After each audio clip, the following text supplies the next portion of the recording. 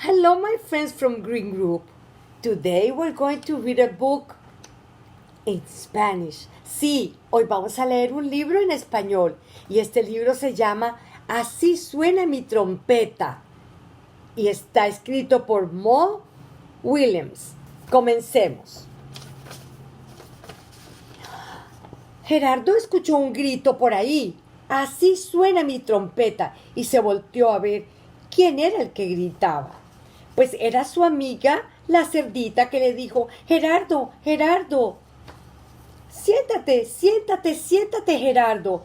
No te muevas, ya vengo. Y Gerardo se sentó, pero no con muchas ganas. Mírenle la cara. Tengo una trompeta, Gerardo. Mira. Gerardo se puso muy contento. No esperaba esa sorpresa.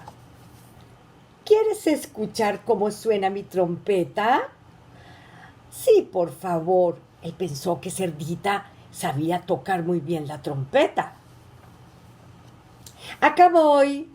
Y empezó a sonar la trompeta, poniéndosele la cara rojísima, rojísima, rojísima. ¡Oh, no! ¡Prip, frip, birip, taratata!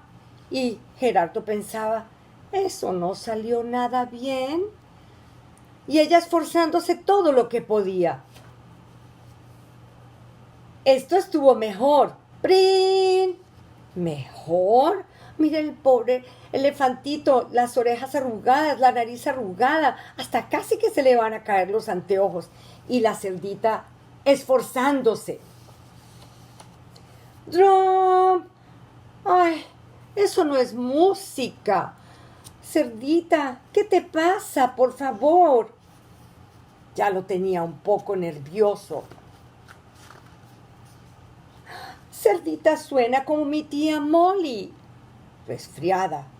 Ahora escúchame, el gran final. Viene el gran final, Gerardo. Blum, blum, tarararán, riririrín. Ay, el pobre Gerardo se cayó de tanto ruido, se le arrugó la nariz, las orejas, ya no podía más Gerardo, era demasiado el ruido.